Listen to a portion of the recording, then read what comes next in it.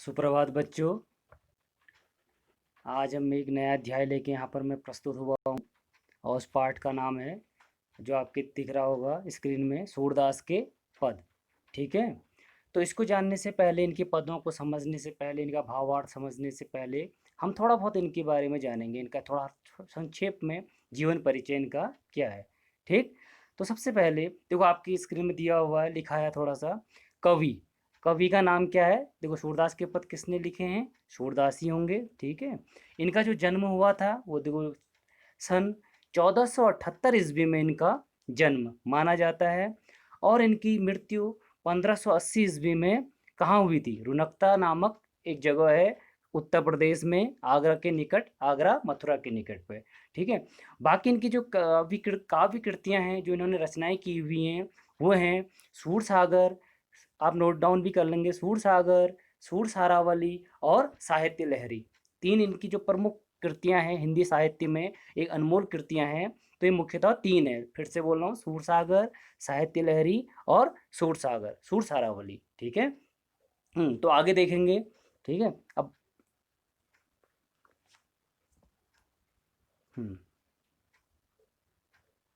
सूरदास के पद।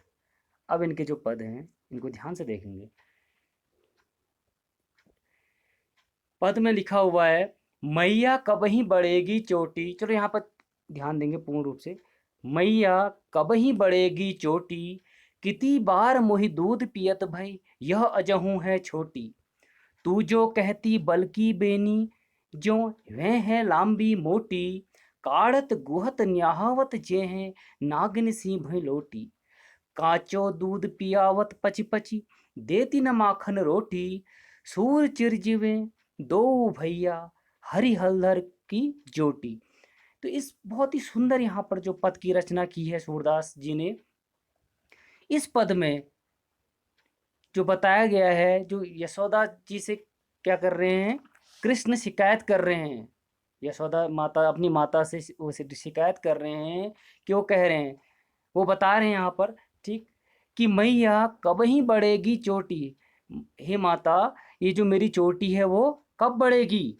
ठीक है, कब ये बढ़ेगी? अब ऐसा उनके जो मन में ऐसा क्यों विचार, ऐसा क्यों आया है?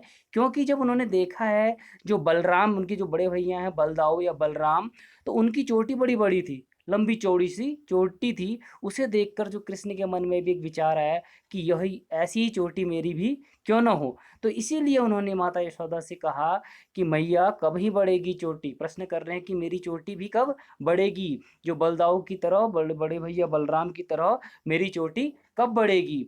अगली पंक्ति, कितनी बार मोहि दूध पियत भई, यह अजहू है छोटी। और आपने मुझे कितनी बार, मुझे दूध पिलाया है, यह अजहू है। लेकिन इतनी बार दूध पिलाने के बाद भी यह आज भी अजहू, आज भी क्या है? छोटी की छोटी है। तो ऐसा क्यों है? क्यों बार बार आपने मुझे दूध पिलाया इस बहाने, और फिर भी आज क्या है? यह छोटी है। आगे देखिए, तू जो कहती बल्कि बेनी, जो है लांबी मोटी। ठीक है, तू जो कहती बल्कि बेनी, बल का अर्थ है यहाँ पर बलराम है, और बेनी का अर्थ भी यहाँ पर उनकी चोटी, बलराम की चोटी। तू जो कहती थी, ये माता तू कहती थी कि बलराम की चोटी की तरह, उन्हीं की जैसी चोटी की तरह आप, तुम्हारी चोटी भी क्या हो जाएगी? लंबी और मोटी हो जाएगी। तो तुम क्या करो? दूध पियो और फटाफट आपकी क्या हो, जल्दी से जल्दी आपकी चोटी बलदाऊ की तरह, बड़े भैया की तरह लंबी और मोटी हो जाएगी। काढ़त गुहत न्याहावत जे हैं, नागिन सी भई लोटी। और इसलिए आपने क्या किया? काढ़त, उसको क्या है? काढ़ा हुआ है, अर्थात यहाँ पर बाल बनाने के लिए कहा गया है। गुहत, गुहत मीन्स गूंथना, बालों को क्या कह रहा है? जब गूंथते हैं ना, लटी वटी बनाते थे, तो गुहत, न्याहावत जैसे, और नहलाया है उसी प्रकार, नागिन सी भई लोटी। और ऐसा बताया आपने कि क्या हो जाएंगी? नागिन की तरह लंबी चौड़ी सी भई लोटी। भूई, भूई का अर्थ यहाँ पर है पृथ्वी पर लौट जाएंगी, लंबी चौड़ी सी मेरी क्या हो जाएगी? चोटी हो जाएगी। पर क्या हुआ है? आगे देखिए, कांचों दूध पियावत पची पची, देती न माखन रोटी। ठीक है, अब आपने क्या किया? इस बहाने मुझे कच्चा, काचों में से कच्चा दूध पिलाया, ठीक है, पर देते न माखन रोटी। और इस बहाने आपने क्या, मुझे मक्खन और रोटी भी नहीं खिलाई। सिर्फ ये कहा कि क्या, आप जल्दी जल्दी दूध पियो, ठीक है, और आपकी क्या हो जाएगी, चोटी बड़ी हो जाएगी। सूर चिरजिवे दो भैया हरि हलधर की जोटी। अब यहाँ पर सूरदास जी अंतिम पंक्ति में कह रहे हैं कि उनके वात्सल प्रेम को बता रहे हैं। असल में क्या, सूरदास जी जो थे वो क्या थे, वत्सल, वात्सल, हाँ, वत्सल सम्राट कहा जाता है इनको। वात्सल्य रस के क्या थे, सम्राट कवि थे, ठीक है, सबसे श्रेष्ठ कवियों में इनको गिना जाता है। तो इन्होंने यहाँ पर वात्सल में बताया, सूर्य चिरजीवे दो भैया। अब इस जो यहाँ पर जो पद में उन्होंने रचना की है, इस चीज, इस दृश्य को, मनी मन जो इस दृश्य को वो सोच कर, देख कर, एक उनके मन में क्या, एक प्रसन्नता हो रही है, और वो कह रहे हैं हरि हलधर, हरि का अर्थ यहाँ पर कृष्ण, और हलधर उनके बड़े भैया बलराम है। तो इन दोनों की जोड़ी को देखकर वो क्या दे रहे हैं, आशीर्वाद दे रहे हैं कि चिरंजीवी रहे दोनों भाई, हरि और हलधर, अर्थात कृष्ण और बलराम। ठीक है। आगे देखेंगे दूसरा पद। ठीक, तेरो लाल मेरो माखन खायो, दोपहर दिवस जानी घर सुनो, ढूंढ ढडोरो आप ही आयो, खोल की वारी पैठी मंदिर में, दूध दही सब सकिन खवायो, ऊखल चढ़ी सीके को लीनो, अनभावत भुई में ढरकायो, दिन प्रतिहानि होती गौरस की, यह ढूंढा कैने ढंग लायो, सूर श्याम को हटकी न राखें, तेहे पूत अनोखो जायो। अब इस पद में सूरदास जी के बता रहे हैं कि यहाँ पर कह रहे हैं कि अब यहाँ पर एक विचित्र घटना हो रही है। गोपियों की शिकायत किससे की जा रही है, यशोदा माता से कही जा रही है। किसकी शिकायत, कृष्ण, जो बचपन में छोटे छोटे से कृष्ण है, नटखट कृष्ण है, उनकी शिकायत कही जा रही है। किससे, यशोदा माता से। कौन कह रही हैं, गोपियां कह रही हैं। अब देखो यहाँ पे क्या कह रही हैं, तेरो लाल मेरो माखन खायो। अब जो तेरा लाल है, जो तुम्हारा कृष्ण है, उसने क्या किया है, मेरा माखन खा दिया है। यशोदा माता से कह रही हैं गोपियां, उन्होंने मक्खन खा दिया है, माखन खा दिया है। दोपहर दिवस जानी घर सोनो, ढूंढी ढडोरो आप ही आयो। दोपहर दिवस, दोपहर के दिन, मतलब दिन में वो सोना जानकर, हम लोग क्या करते हैं दिन में, गोपियां बता रही हैं कि दिन में हमारे पास बहुत सारे काम होते हैं, कभी पानी लाना, कभी खेतों में जाना, बहुत सारे काम होते हैं, तो कभी गाय को घास देना। तो उस दौरान ये क्या करता है, ढूंढ ढूंढ कर अपने आप चुपचाप बिना बताए घरों में आ जाता है। आगे देखो, खोल की वारी पैठी मंदिर में, और चुपचाप जो दीवार क्या है, उनको दरवाजों को खोल, किवाड़, किवाड़ी का अर्थ यहाँ पे किवाड़ है, दरवाजों को खोलकर हमारे घरों की, और चुपचाप बैठी मंदिर में, और वो जो अंदर के मंदिर, हर घर में मंदिर होता है, उन मंदिरों में बैठकर दूध दही सब सखिन खवायो। और इतना नटखट है कि दूध दही खुद तो खाता ही खाता है, साथ में अपने मित्रों को भी खिलाता है। आगे देखो, अब यहाँ पर एक चीज और हो रही है। अब यहाँ पर अवश्य ही जो यशोदा माता, उन्होंने पक्का उनको डांटा होगा गोपियों को कि आप संभाल के क्यों नहीं रखते हैं उनको, दूध दही, ये जो मक्खन माखन वाखन है, उन्हें आप संभाल के क्यों नहीं रखते हो, ऊंचाई पर रखो, तो वहां जहां हमारा बच्चा नहीं पहुंच पाए। तो अब वो फिर जवाब देती हैं, कौन, गोपियां कह रही हैं। देखो अगली पंक्ति में, ऊखल चढ़ी सीके को लीनो, अनभावत भुई में ढरकायो।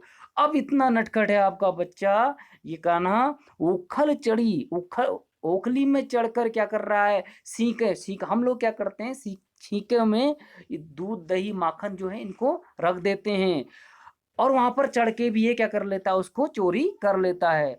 अनुभावत भुई में ढरकायो, और उसको लेने के बाद, और जो पसंद नहीं आता है, जो उसको अच्छा नहीं लगता है, उसे क्या करता है वो, ढरका अर्थात गिरा देता है। जो पसंद आ गया उसे खा लेता है, और जो पसंद उसको नहीं भाता है, जो अच्छा नहीं लगता है, उसे भूमि में, भूमि में गिरा देता है, लोट, ठीक है, गिरा देता है। आगे देखो अगली पंक्ति, दिन प्रति हानि होती गौरस की, यह ढोटा कैने ढंग लायो। अब यहाँ पर जो क्या कहते हैं, गोपियां कह रही हैं कि दिन प्रतिदिन हमारी गौरस की क्या हो रही है, हानि हो रही है, नुकसान हो रहा है। गौरस का अर्थ यहाँ पर है जो दूध से बनने वाले तत्व हैं, जैसे क्या है, दूध से दही, माखन, ठीक है, आदि बहुत सारी, जैसे पनीर, बहुत सारी चीजें, उस समय नहीं होता था पनीर, आज है तो होता भी होगा। तो दिन प्रति हानि होती गौरस की। अब आपके जो नटखट बच्चा है कृष्ण, इसकी वजह से हमारे दिन प्रतिदिन क्या हो रही है, जो दूध दही, इन सब की हानि हो रही है, ये नुकसान पहुंचा रहा है। यह ढोटा कहने ढंग लाए, ढोटा का अर्थ यहाँ पर बालक है। अब ये कैसा बच्चा, क्या इस, कैसा क्या ढंग है इस बच्चे का, ठीक है, इस बालक का, कृष्ण का यहाँ पर क्या ढंग है, क्या इनका वो है, ठीक है। कैसा इसका व्यवहार है।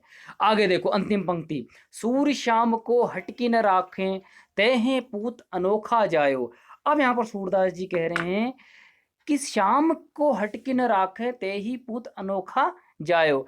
अब सूरदास जी यहाँ पर बता रहे हैं इस पंक्ति में कि गोपियां कह रही हैं कि आपने ऐसा अनोखा पुत्र को कैसे जन्म क्या क्या कैसे जन्म दे दिया है, क्या है इस अनोखे पुत्र में कि इतना शैतानी करने के बाद भी, इतना नटखट होने के बाद भी हम इस कृष्ण से हटके नहीं रह सकते हैं, अर्थात हम इससे कदापि भी कभी भी हम इनसे दूर नहीं रह सकते हैं। इनकी जो शैतानियां है, नटखट है, हम इनको सहन कर सकते हैं फिर भी, लेकिन हम इनसे कभी भी दूर नहीं रह सकते हैं। ठीक है। तो यहाँ पर सूरदास जी बहुत ही मनमोहक यहाँ पर पदों की रचना की है। अब अंत में थोड़ा सा और देख लेते हैं शब्द अर्थ जो आपकी पाठ्य पुस्तक में भी हैं, एक बार देख लीजिए, बाकी आप अपनी पाठ्य पुस्तक से उतार के इनको एक बार फिर से अभ्यास कर सकते हैं। ठीक है, चलो देखेंगे। अजहू, अजहू का यहाँ पर अर्थ है आज भी। बल, बल का अर्थ बलराम है, सब पढ़ लिए ऊपर। बेनी, बेनी उनकी चोटी हो गई। वे होगी। काढ़त, बाल बनाना। गुहत, गूंथना। भुई, पृथ्वी भूमि। लोटी, लोटने लगी। पची, पची बार बार। हरि हलदर, कृष्ण बलराम। जोटी, जोड़ी। पैठी, घुसकर। सीकें, छींका जिसमें दूध दही आदि रखा जाता है। गौरस, गाय के दूध से बने पदार्थ जैसे क्या दही, मक्खन, घी आदि, मैंने पनीर भी बोला था, ठीक है, वो भी होता है, बहुत सारी चीजें होती हैं। और ढोटा, ढोटा क्या है, लड़का या बच्चा। ठीक है, तो आज हमने पढ़ा सूरदास के पद जो अध्याय 15 है आपके पाठ्य पुस्तक में। ठीक है, तो अंत में इस कक्षा को समाप्त करते हैं और बाकी जो आपका गृह कार्य है जो आपके व्हाट्सएप या अन्य चीज़ों में आपको वो मौजूद करा दिया जाएगा। ठीक है, तो आज की कक्षा के लिए धन्यवाद।